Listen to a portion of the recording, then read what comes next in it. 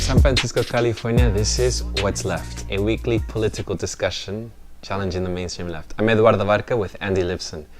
I don't know if it's a weekly political discussion today. That's why I looked over and I thought to myself, maybe it's not a weekly political discussion because Andy has an idea. Yes. I didn't ask you what I should say. No, it's fine. Okay. So my idea is based on last week's episode or last week's issue about climate change, where I surprised Eduardo. I surprised myself in kind of going down this, as I was looking more into it, this rabbit hole of, hey, I got some questions about climate change. You were surprised, but I was surprised too. Like what? But I was surprised what I found, and I was surprised that it made me question things that I haven't questioned before. And it led us to talking later when we were going home, about, well, how do we know what we know? Like, how do you know when you know what you know? How do you know you're up and down? Right. Or left? And I think we may get into some of that today, but because I think there's something to be said there. But it also made me think about, well, how did we even? At one point, both you and I had had just standard beliefs about things. Mm-hmm. I had standard beliefs about this country.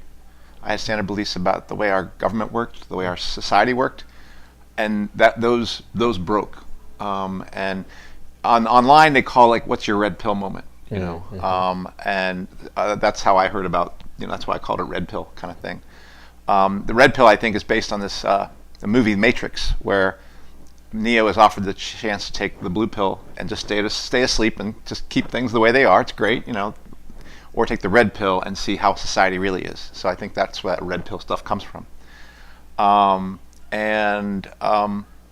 do believe that the process that made us break from our own ideas is also the process that sometimes makes us question a new set of ideas, mm-hmm. even the ones we are currently having. And the question, in some ways, where do you stop? When do you know what you believe is what you believe? And Mm-hmm. And it's a philosophical question in many ways. But I thought today what we would do is actually spend some time talking about what were our beliefs, and not too much into that. Like what were the beliefs we broke from, and how did we break from them, and where did we land, and how did that happen? Mm-hmm. So in sometimes I call it like, what was our red pill moment? Mm-hmm. And we can do one of, you can start, I could start. Yeah. But does that make sense, what I'm talking about? Mm-hmm. Mm-hmm. Yeah. Okay. Do you? Well, I want to see first if that. I'm trying to. Because this episode, I gave Eduardo like no warning. I always say I don't want to prepare. Well, this is like, Eduardo doesn't even know what this episode's about. It's like a surprise party for him. Uh-huh. So first of all, does that make sense? Well, maybe if you can kick us off with like your red pill moment, as you're saying. Okay. All right. If you can just sort of, and I will then look at and then map your format. Okay. On how I will. All right. Possibly. And then we'll see where all this goes. Yeah. So I would say back in the early 90s, when I was in my late 20s, I would have said, I was cynical, but pretty much believed, the U.S. is the greatest country. All the countries kind of suck, but the U.S. is the best of them. And there's some problems, but basically all these problems of slavery and racism, of inequality, are largely been kind of settled, and people just have to figure it out, because this country is a country about freedom, a country about opportunity, and if you work hard, you can get by and make it work for you. This was in your 20s. Throughout most of my life growing up, it's kind of what I believed, and that through my 20s was there, and I guess I'll say this is, I think there were three major events that happened that started to erode that. It's like a piece of ice that breaks off, and then it breaks some more, and then the whole thing cracks off. The first one was the Rodney King beatings in 92. Not so much the riots and the uprising that came as a result of that. I was like, okay, what's that about?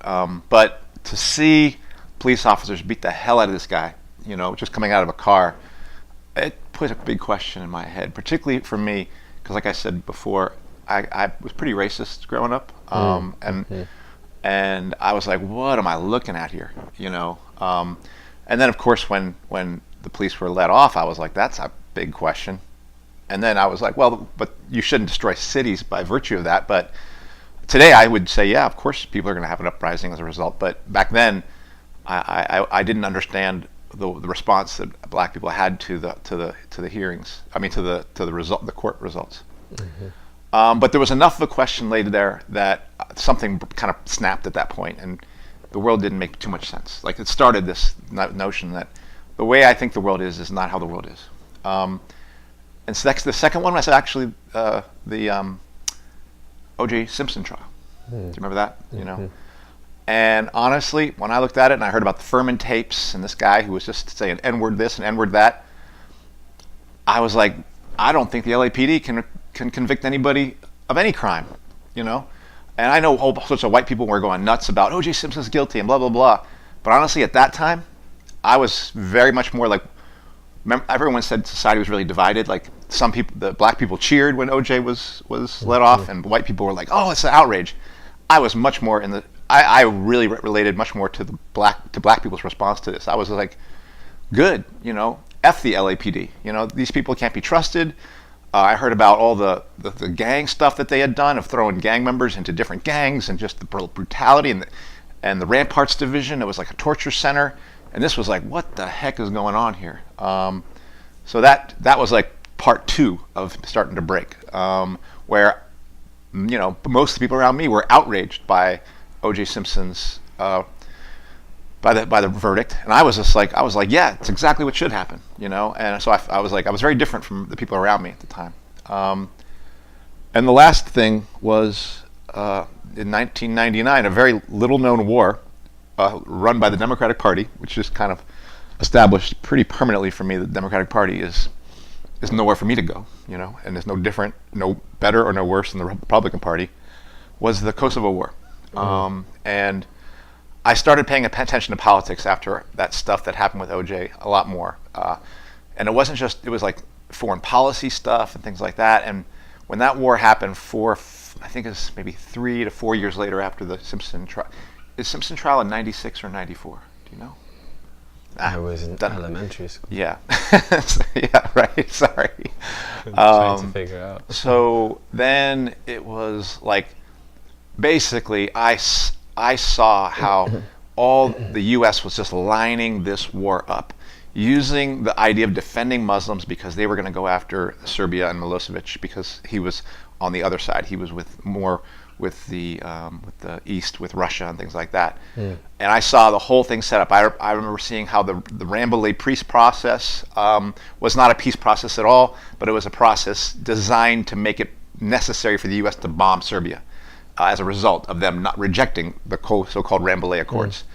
And I saw how Madeline Albright acted in this, how Bill Clinton acted. This was when I first heard Madeline Albright's quote from Leslie Stahl. Now this was around a different thing, around the sanctions against Iraq, where Leslie Stahl had asked Madeline Albright, 500,000 children have died as a result of U.S. sanctions against Iraq. Do you think this is worth it? And she was like, well, she basically said, yeah, it's a tough call, but yeah, it's worth it. I mean, 500,000 children killed, and she's saying it's worth it. I was just like, I was disgusted. And mind you, I actually supported the first Gulf War, thinking, well, it's our oil. They got the oil. We got to get it. We got to take it away from them, the strong survive kind of thing. But then it all started to come down at that point. And when I saw the U.S., bomb using humanitarian justifications, but had nothing to do with humanitarian stuff, bomb Kosovo, bombing bridges, people standing up for that, and the fact that I was so isolated here that most everyone bought the propaganda around that war and didn't know all the fine details that exposed it, it kind of drove me a little crazy. It made me think that was my Matrix moment, basically, where I no longer felt like I was walking around in a regular world. And ultimately, it was a friend of mine, Frank Mock, at the time, he's from Taiwan? No, from Hong Kong. He's from Hong Kong. And he had introduced me to Marxism, very informally, just kind of talk about Marxism and capitalism. And the more I read about that stuff, the more it just made sense to me. The more I could not make sense of my country by talking about democracy or freedom or constitution or laws. I could only understand it, my country, by talking about profits, about exploitation, about competition, and about violence, and about essentially, about classes. And one class has one interest, and another class has another interest, and that really set the. Who introduced you? A friend of mine, Frank Mock, a guy I'm not in touch with him as much anymore. I think he's back in China now. But then from there, I ended up joining a socialist organization, and at that point, that established the first major break from kind of standard way of looking at the world and a new way that some people would say old, because it's Marxism is not new, but for me it was very new, and it really established the first break. And I would just say that Marxism has made much more sense of understanding how the world operates than a civics lesson around balance of power, executive branch and legislative branch, or some notion of democracy that we were taught in high school. That makes no sense of what I'm seeing. Marxism makes much more sense of it. Since then, I've even made some breaks from elements of Marxism and things like that, but or at least Leninism, Trotskyism, things like that I was introduced to. But I think I'll just start there and just say that was kind of the first time when I was just like, everything I thought I knew just crumbled, and I had to find a new way of looking at things. Mm-hmm. And it was all independent. It was all like when Frank introduced me to these ideas, I did my own reading at that point, online, all over the place, and some books. Later, as I joined, a socialist organization, I started reading more and more books, and that it was like my own independent initiative. That I'm not a history teacher. Some people I think I am or something, but I all learned it on my own, and along with other people. So. Well, I think I've mentioned already that my biggest influence in my life has been that I was raised as a Jehovah's Witness. For me, that has, for 18 years of my life, my mother raised me as a Jehovah's Witness, and I got baptized at age 12. It's a voluntary thing. You're not baptized like in Catholic religion where you're baptized as a baby or poured some holy water over you or something. I got baptized as a 12-year-old, deciding for myself that I wanted to dedicate my entire life to God, to this religion, and that I would become a missionary. And I think I read the entire Bible, but I think where I really got this, you're saying, red pill moment was when I would be at the library, and I would have some school project or something, and I remember looking through history books, and there were some books that I wasn't allowed to read. I would take them home.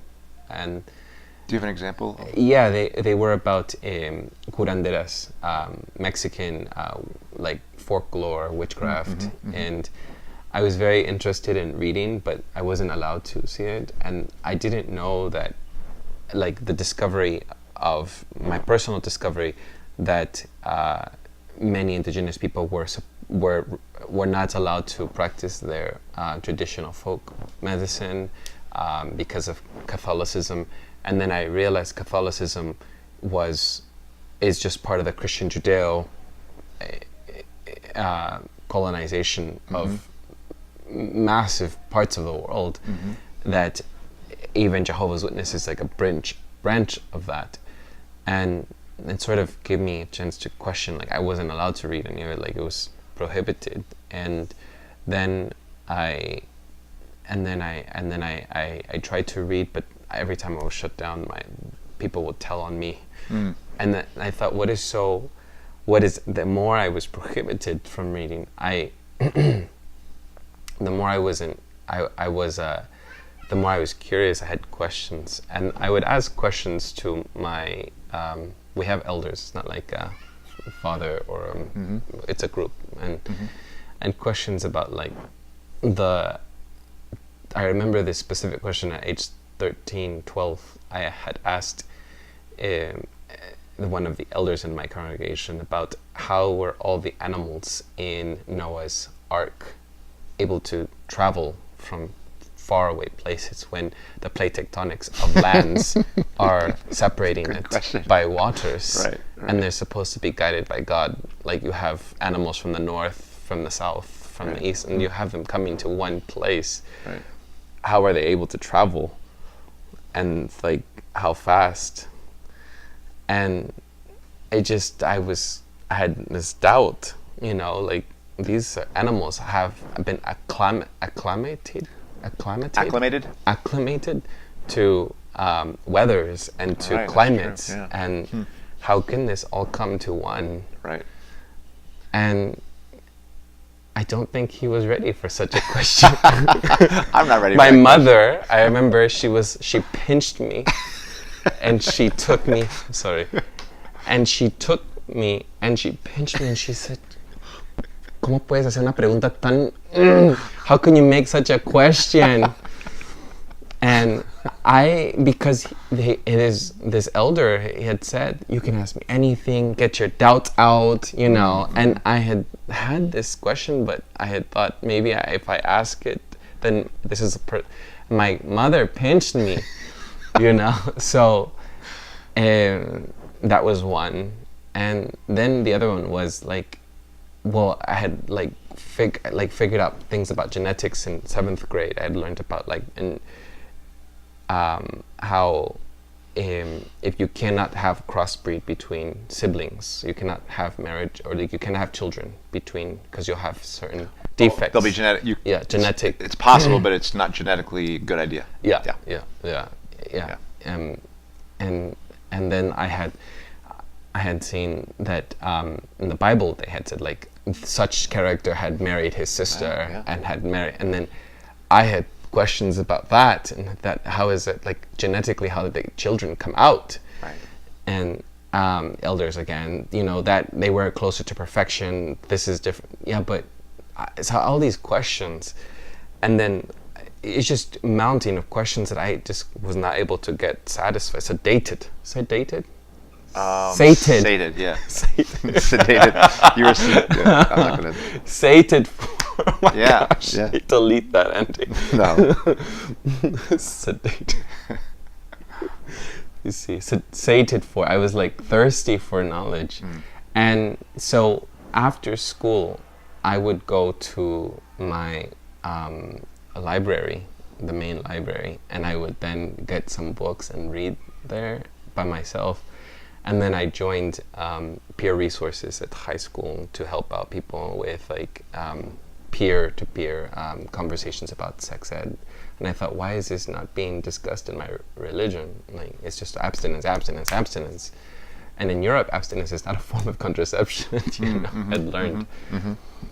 But anyhow, so these were my experiences, and I eventually did some things to test myself that got me censored, no, not censurado, reproved. Okay. Reproved yeah. in my career. These are technical terms that are specific to Jehovah's Witnesses. Okay. Yeah. So I had been reproved, and then I wasn't allowed. Like there was this, men and women were separated. Were not allowed to do. Women, like my mother, had been like men had been sexist towards her.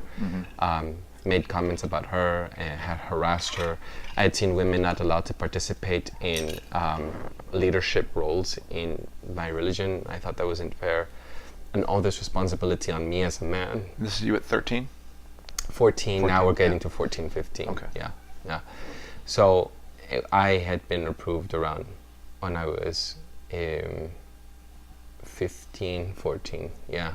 And then after that, I just tried to be really part of the religion, and then secretly I had been protesting and participating in protests in Mexico and in San Francisco. Protests against? I would just join. There was a walkout here in San Francisco, I remember, around budget cuts. Oh, but you're not supposed to be politically involved. Yeah, you're not. Yeah, thank you for clarifying. there at that time there was Gavin Newsom was the mayor of San Francisco, and I had walked out as well during many of the for also against the war of Iraq. I participated. I didn't know how monumental and how historical it would be, but when you see movement, and I had wanted to be a part of this movement, I just felt that going door to door was not, as a Jehovah's Witness, wasn't causing change. I had taught many people how to read, because that's part of your training as a Jehovah's Witness. You teach people who are, I say, pre-literate. Like, you teach people how to read, you teach them about the Bible. But in my heart, that didn't feel like it was institutional change. Right. And I had went out to my very first protest was the Iraq demonstrations 92? against the war. The first Iraq war, or the second one? This Bush under the Bush administration. Oh, there were two Bushes. The first Bush or the second? Bush. Yeah, this George W. Bush. So the 2004 one or something like that. Yeah. I had participated, and it was massive. Yeah. I remember it was amazing. And so I think after that is when I became more like a classic liberal Democrat, I would say. Maybe. And then but at this point you're no longer associated, consider yourself Jehovah's Witness. No. I'm not a Jehovah's Witness. No, not right now, but when did the when I had broken break? off, like for me mentally, like I haven't done it as officially for the organization. But for mentally, like I myself had separated myself at 18. Wow. Okay. Yeah. Already.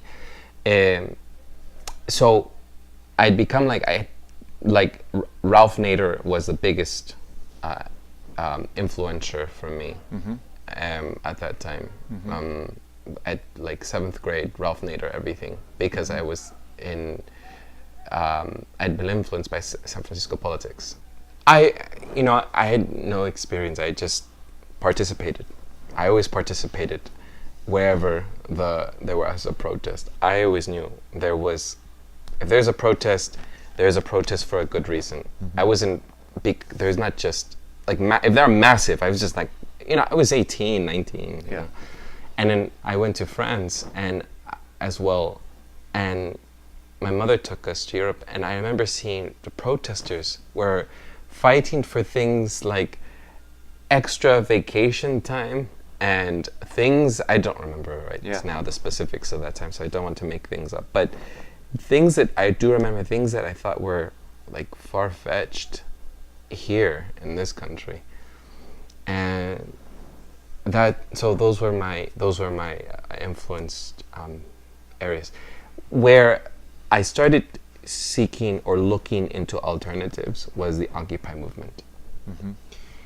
In Mexico City, 2011. Yeah. Yes, I remember in Mexico there was I had come into contact with many anarchists in Mexico City. Yeah, and I think they really I'd heard about anarchists here. Yeah. But I thought it was more of like just an alternative form, like on fashion. But in Mexico, I thought, wow, this is really cool. They are amazing. They have these co-ops and communes and really talking to me passionately with like anger, but like against just the liberal mainstream. And I had really been influenced, and so they had given me literature. And they told me about the Mexican Revolution and about Ricardo Magón, which is an anarchist that also ignited the revolution. And a great intellectual. And the Zapatista movement, I remember as well, the Zapatista movement was a very big influence when I was a teenager, because my mother had taken me to Chiapas and seeing the indigenous people there, and Subcomandante Marcos always resonates in my head, and I'd learned about that. And those were for me, like, okay, maybe I am just like working, but I need to possibly look into this more. I need to read more. I need to get myself acquainted with information and knowledge. And yeah, so those were biggest influences for me. I mean, we haven't really figured out where we're taking it from here. Yeah. But one thing that comes to mind is what's in common in both your and my story is, well, obviously we had two early outside influences. Mine, my education system, my government, my country, teaching me. You know, you had an outside influence like your family, your religion, people in that religion, your community. You know, I mean, my community too, but it's like more political. Yours was more religious. But I do think one thing that we both shared was like we had to go on our own individual journey of educating ourselves.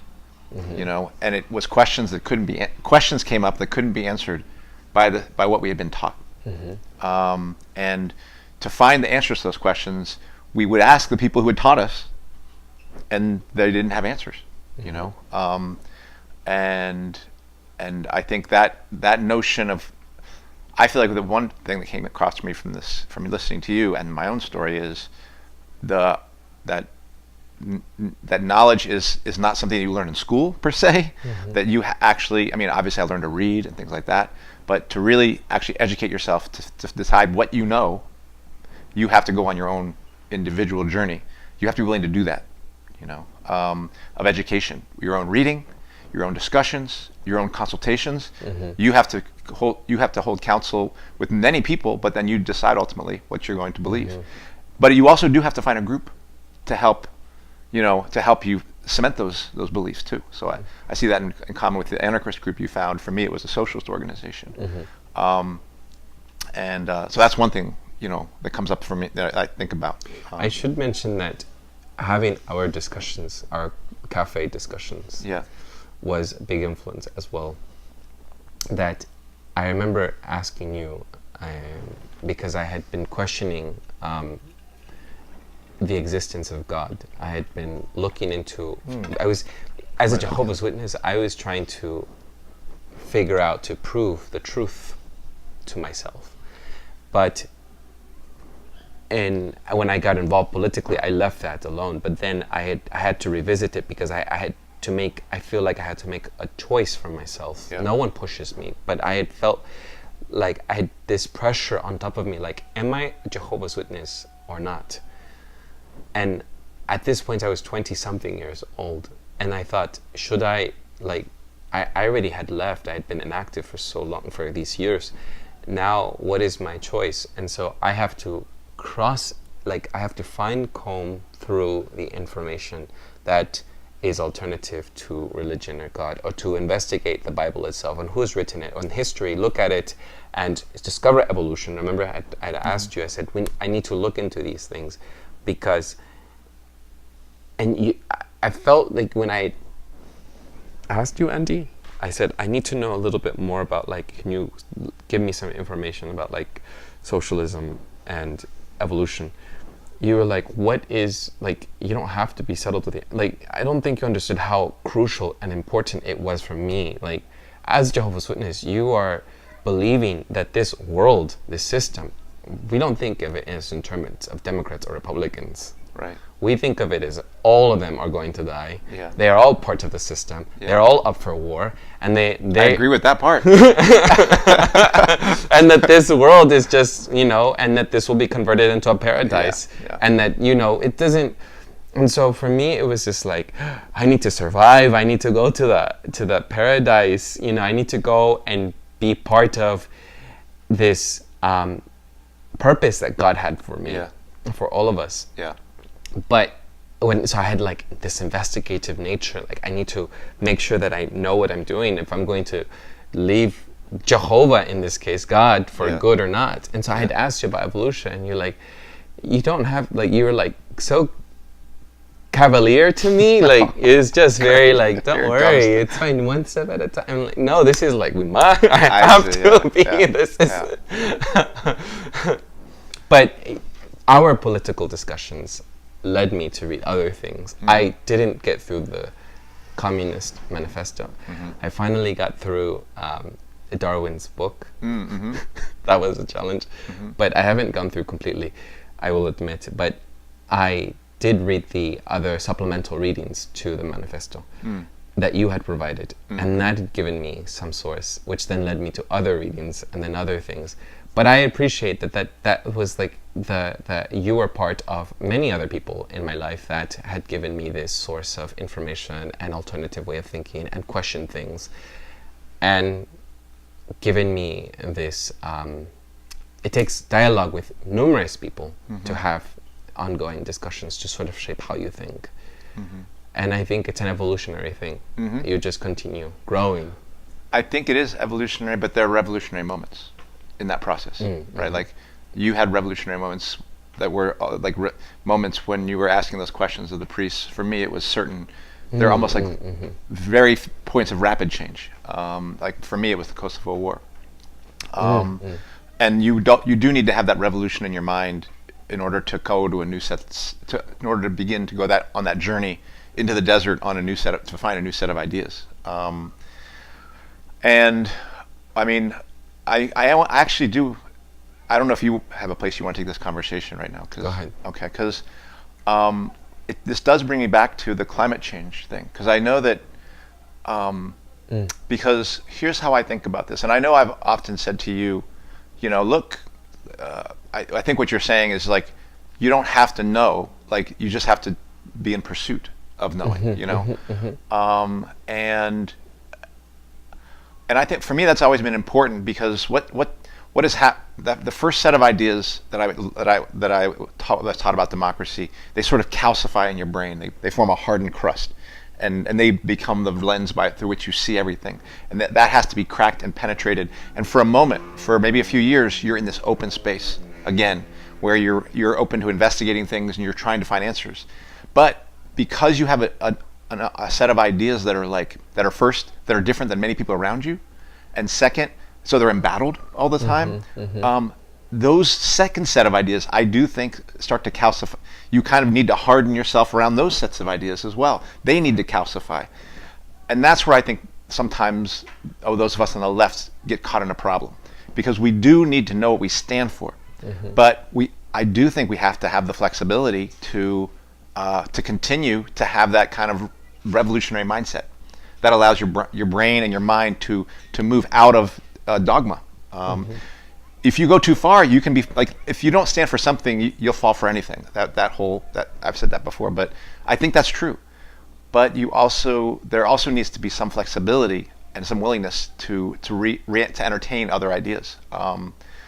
And where that is and when that is, I can't really say. One thing I can say is the ideas that I've challenged the most internally are the ones that have just proven not to predict the way the world's going to work. Like there have been times when I thought class struggle was going to pick up and we were going to see certain things, and all the times that it didn't did leave an impact and left a questioning for me about the nature of class struggle, the development, and then has forced me to go back and look at the Russian Revolution. Also, my own problems in joining a revolutionary organization and seeing that those organizations were very restrictive and very, like, it just made me look and say what was really going on back then when those organizations were not just by a few hundred people, but tens of thousands of people, and they actually built revolutions. What were those organizations like? Were they different than what my experience was? And they were, but how did they degrade? What caused them to degrade and become closer to what I felt like my organization was like, which was this sort of very controlling apparatus. So those things, those experiences force you to kind of re-question again. And frankly, I think this is where I'm at today, where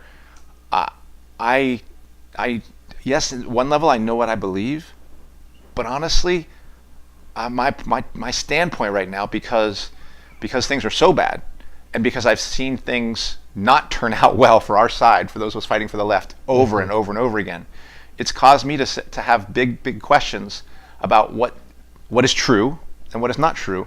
And that has led me to a stance where I feel like I need to be much more flexible and nimble about what's really going on.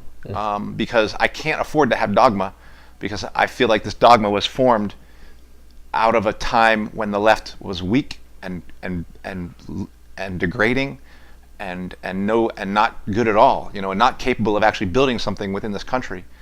And so it's caused me to really rethink, almost all my ideas. And that's led me to, even look at something like climate change. And if I read something and I see that it's coming from somebody who's not connected to my enemy, and Exxon's my enemy, then I'm going to be like, okay, well, what are they saying?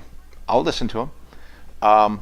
Because at the end of the day, if the people who believe that climate change is just due to natural variability are right, it matters. It matters with regards to us saving the environment through a socialist revolution. We will not get there through falsehood. And it's not a moral question.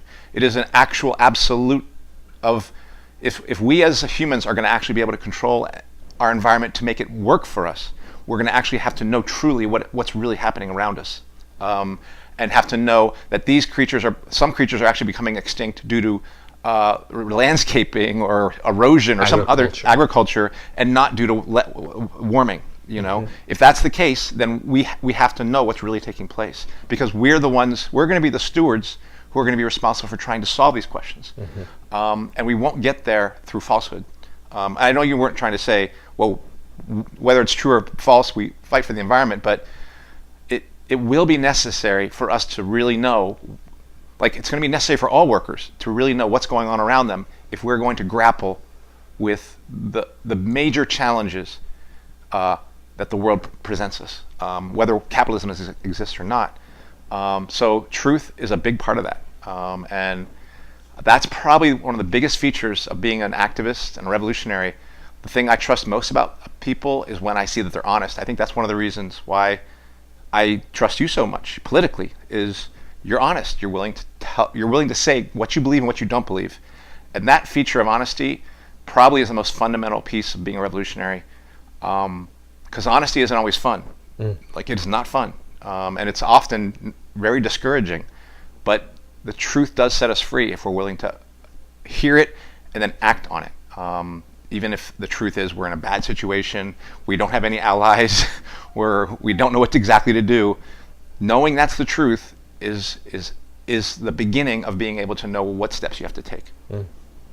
What would you say some reading or like history was also part of your influence? Because I think there was some reading that eventually you said Marx, right? Yeah. But there was something, for me, for example, was Dan Quinn Ishmael's book. Oh, I mean, in the Georg. first round, People's History of the United States, Howard Zinn's People's History of the United States was like, did massive damage to my old way of thinking in that first round. To me, in the second round, actually, it's been George Lukacs, who was he's a Leninist from the 20s or 30s, Rosa Luxemburg, and then just reading some revolutionaries who are never going to, people are not going to know their names, but they were revolutionaries who were in organizations in the British SWP, and them writing about their fights within that organization and the conclusions they were reaching. Those things were starting to be like, oh, okay, this sounds like things I've gone through. And it resonated with me. I'm trying to think if there's other things. That's all I can think of right now. Yeah, I think for me they were first philosophical, first before they were political. Oh, one more. Yeah, go ahead. Isaac Deutscher's Trotsky's trilogy, where he's writing about Trotsky in a very glowing way, but I'm reading the same thing that Deutscher is writing, and I'm like, wait, it's causing me to have all sorts of criticisms about Trotsky and Lenin in the run-up after the revolution, even though Deutscher was like, oh, he was complimenting on these things, but he's telling the facts, and for me, the facts added up differently. So I was able to read those things and be like, well, I come to different conclusions that he did.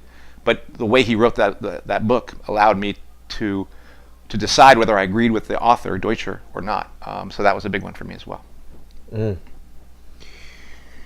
Yeah, I think... Sorry. No, yeah, I think for me were the Ricardo Magon's writings, Malcolm X's autobiography, and also his speeches for young people, Che Guevara in Latin America, of course, Jose Marti.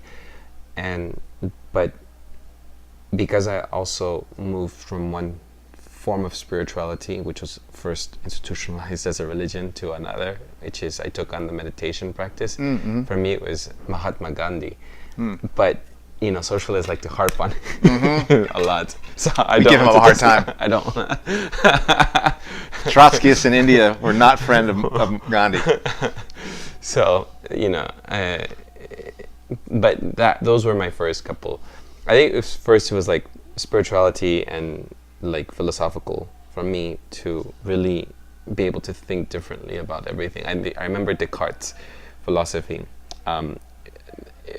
Is just like questioning everything that you learn, your knowledge and everything, and really having to delve into everything for me. So one other person that had influenced me, I forgot to mention as well, was I was in John O'Connell High School at this point, and there was this friend, acquaintance / friend. He wasn't like a friend, but he'd always talk to me, and he was vegan, and his name was Andre. Vegan? Okay. And his name was Andre, and maybe if he ever watches this, I'll be forever grateful for him, because he was this like 15-year-old who like sewed these things, anarchist things on his back, on his jackets, and was rebellious, but he'd read these like thick ass books that I was what, and he'd just like sit through physics and just like do whatever work and like just read through these books. And I think just like he'd go to Berkeley and sit into these like discussions and learn things, and go to the AK Press on hate and just like borrow books and read books, and then like he'd finish these thick books and just read them and read them and read them and read them. And he was the only one that it was like the reader of all his gate friends. And I admired him so much that we had entered into discussions. But so I had him to thank. I think what you were going with as well as calcifying our thoughts, and also allowing us to think alternatively, like to allow for flexibility. I think there is that balance where a lot of people do not know how to do, because people want to be set in a way. You do need to make a conclusive decision.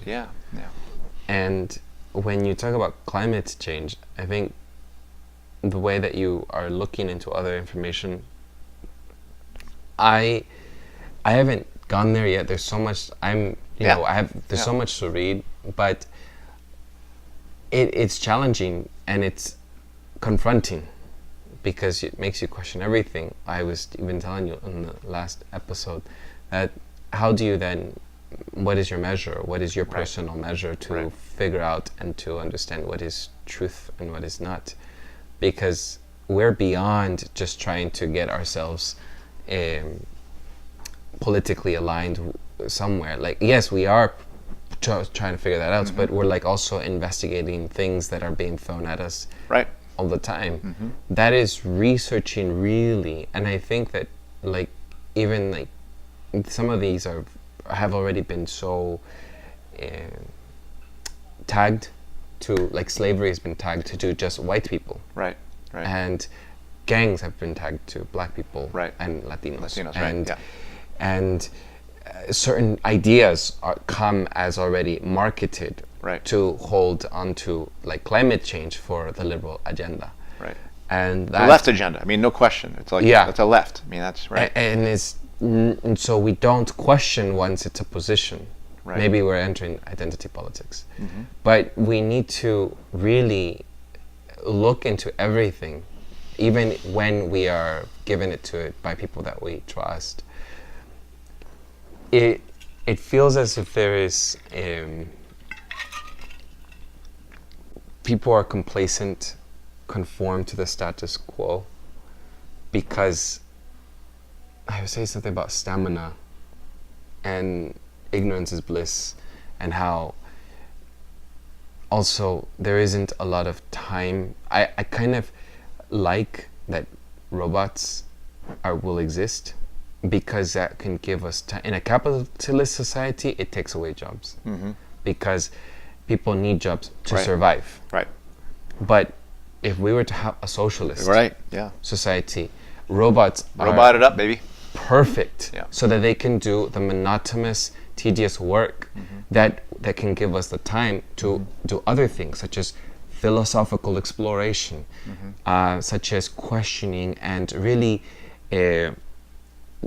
making decisions about how society will run. Or crafting the arts, whether it be music and in knowledge and whatever it is that we can free up our time from sewing, from going to work and pushing paper.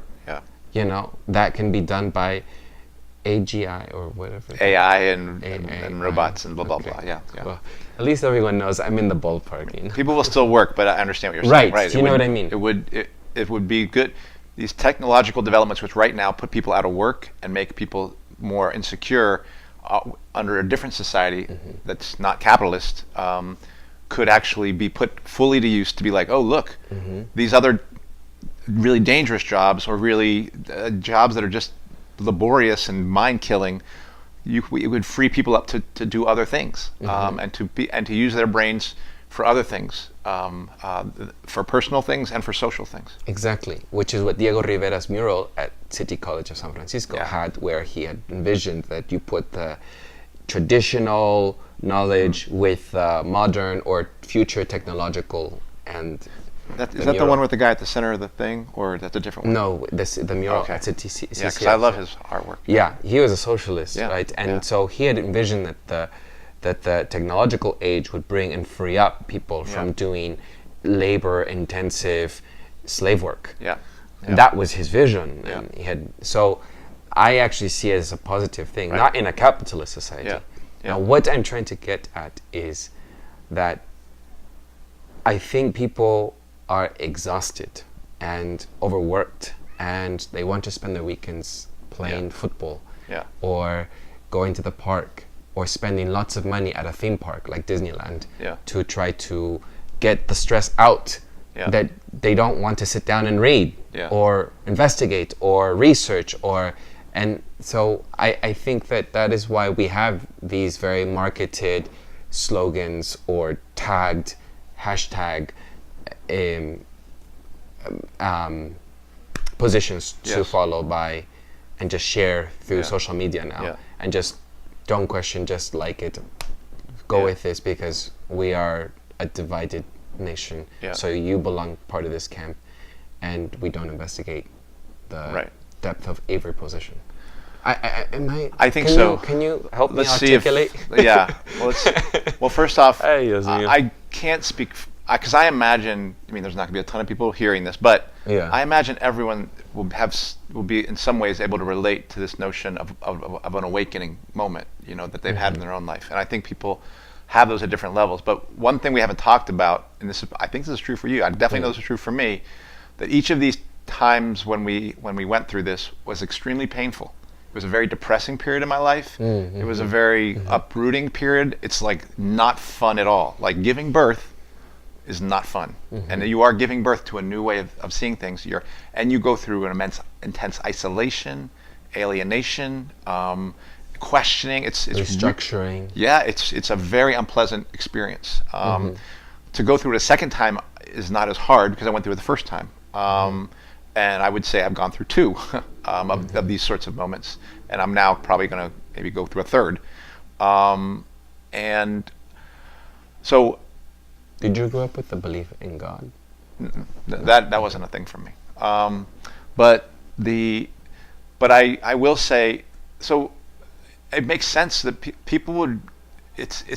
Everything's going to be a lot easier if the existing institutions work. If the existing institutions could make this all work, it's easier for everyone.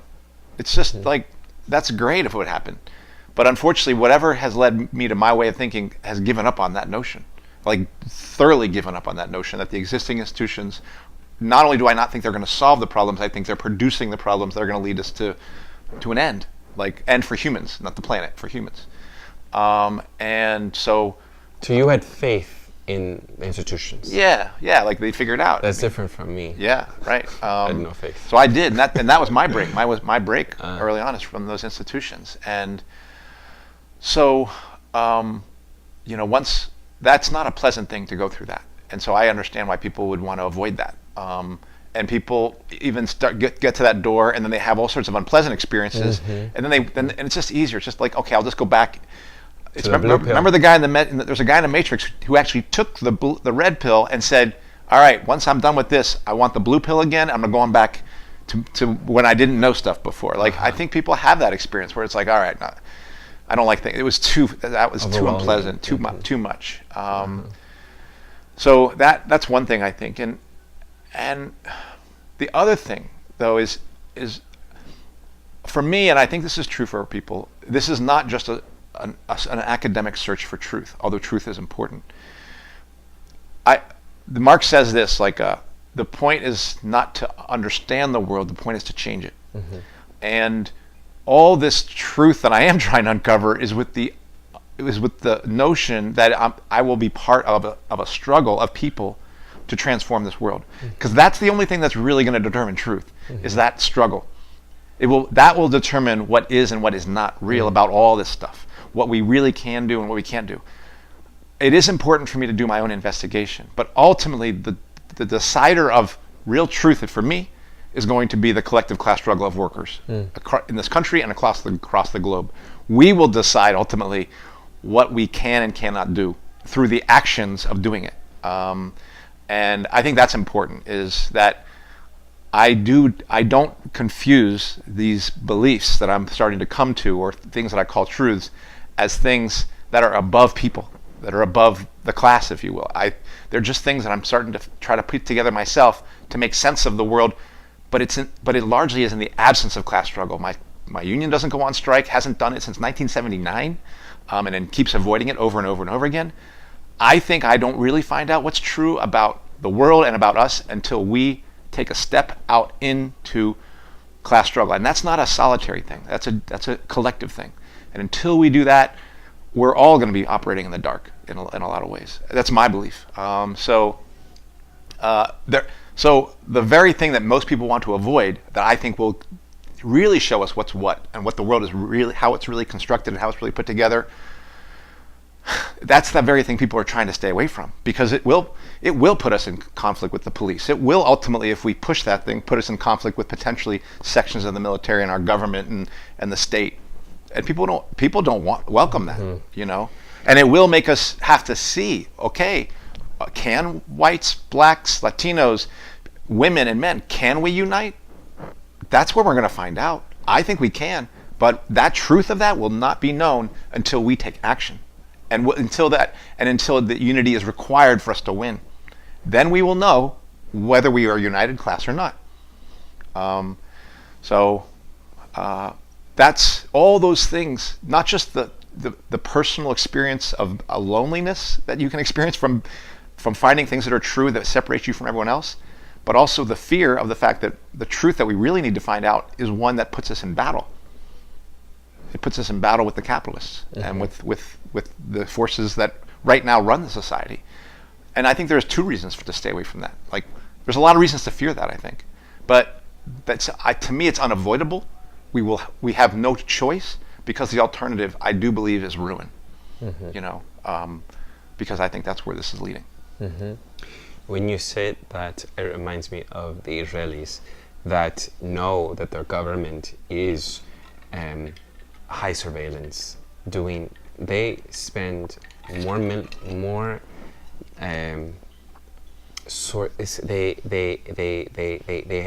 it's so repressed.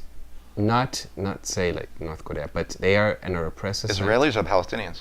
Hold on. Okay. Hold on. I will tell you. Sorry. So the Israelis, that when they are confronted to see that they are the same as Palestinians for working class, and there was a period of time when Israelis and Palestinians, just a very small time when they did work together, this notion of you're a Palestinian, I'm Jewish, was out.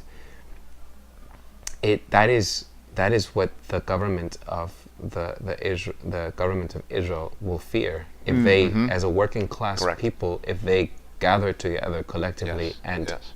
toppled the government. Yeah. And that is why there is this, they are them, we are us. Yes, This absolutely. division that is they done, and part of that is to draft people into the military Yep. so that they can get brainwashed into these ideas, and they censor. We as all well. we are all part of defending our Exactly. state. Yeah. Yes. Yeah. I was just reading this recently, and so your comment got me present to that, as well as just even mass shootings have gotten people from diverse backgrounds to get together. People from Chicago, from Parkland, together. But what I want to try to say about what you're saying is that I feel that people are sort of, not like there's a person doing this like, okay, let's suppress people so they don't have education, but people are pressured in this way so that they don't revolt. Yeah. Education is not a priority. That's why Fidel Castro was like, had everyone educated. And Che Guevara always made sure his military personnel were reading and reading and reading and studying and learning, because they had to come to truth for themselves, even if it meant going against him.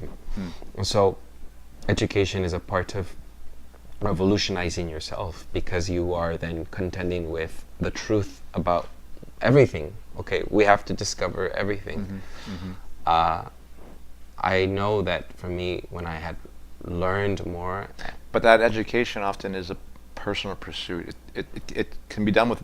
It's often not run through the institutions, the existing institutions. You have to get that education outside generally the existing institutions. yes, I agree with that as well. I don't know where I was going with that.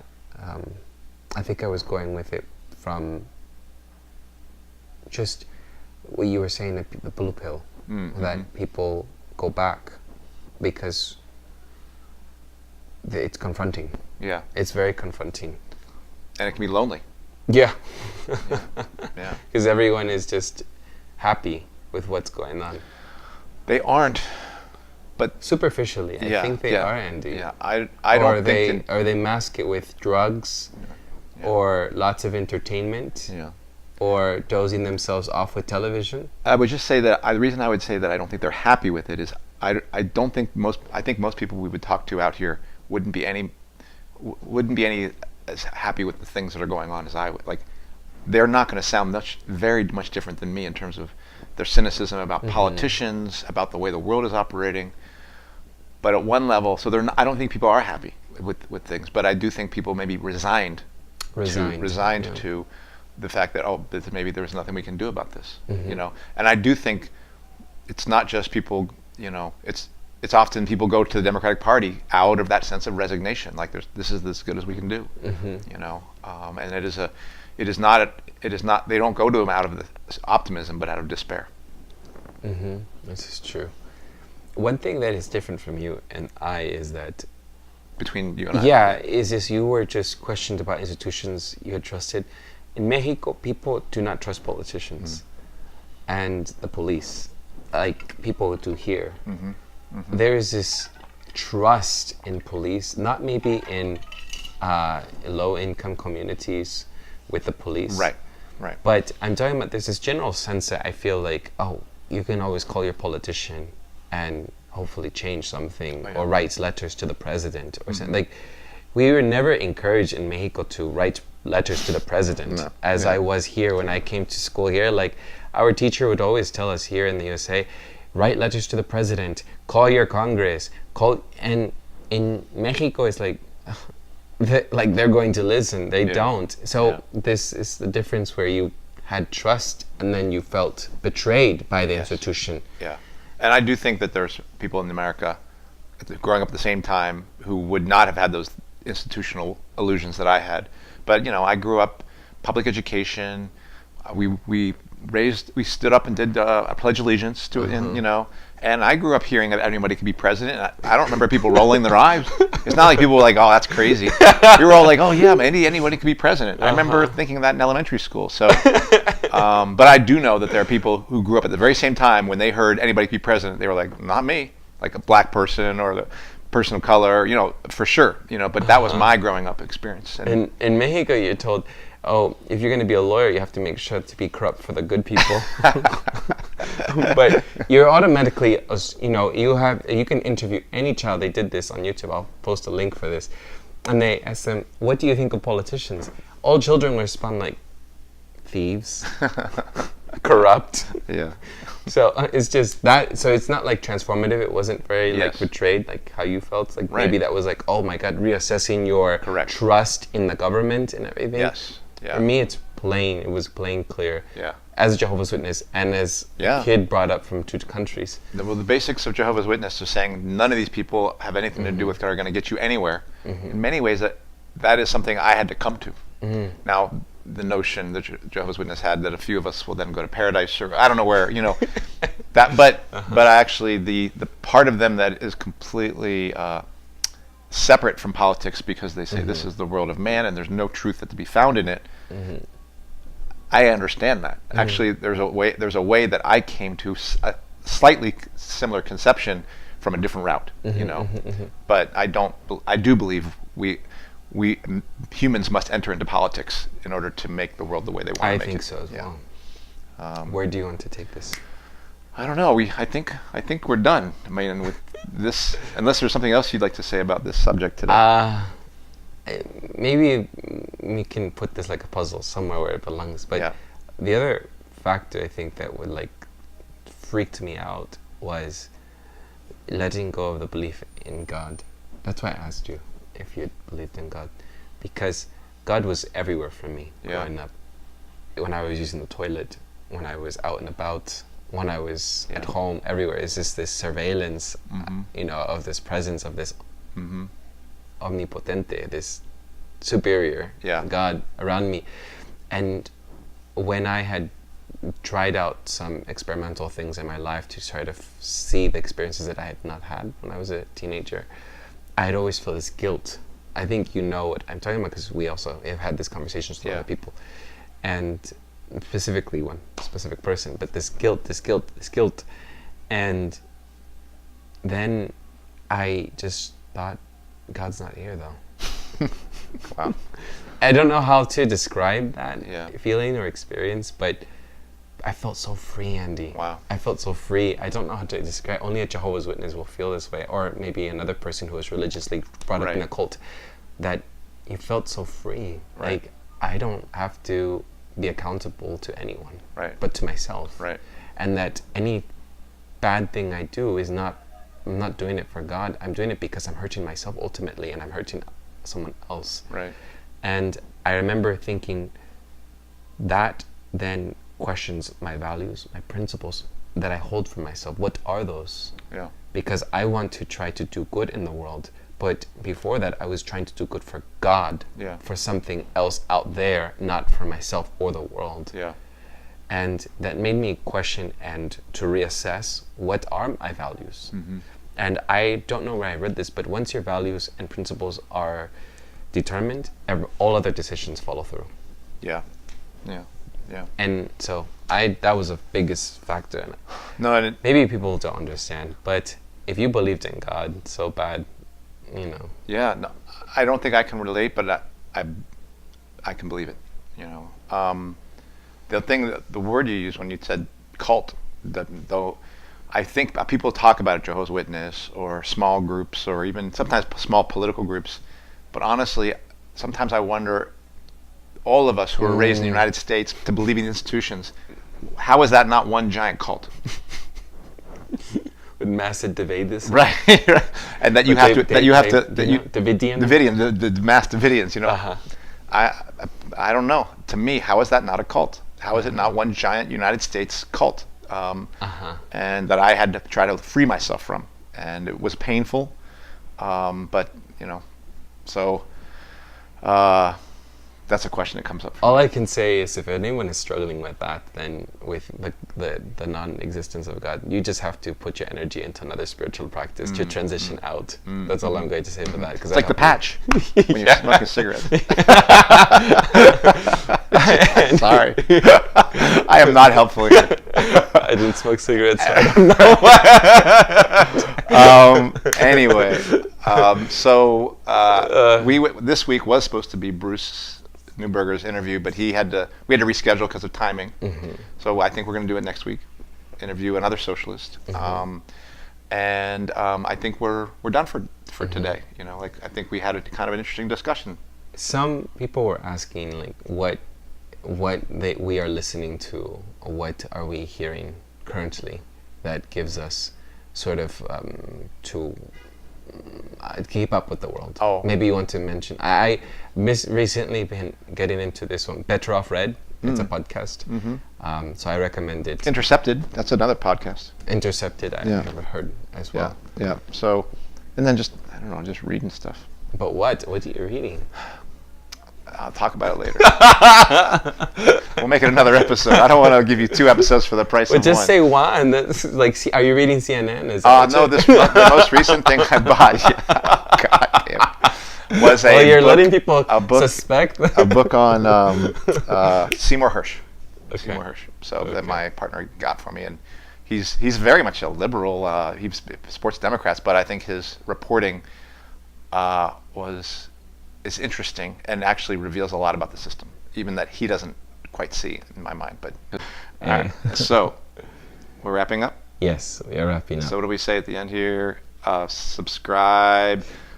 Please subscribe to our either iTunes podcast, BitChute, Google Play podcast, or YouTube channel, and write us a review on the other 3 mediums, if possible, please. iTunes for sure is good for reviewing. If you're listening to us through iTunes, please write a review. And that's the most traffic right now. Right, and if you're on YouTube, write a comment. Yeah. Even if it is criticizing any of us. No, don't criticize me. Criticize him. Okay. Sure. All right. So we'll sign off until next week. We'll see you next week. Bye-bye. All right. Ciao.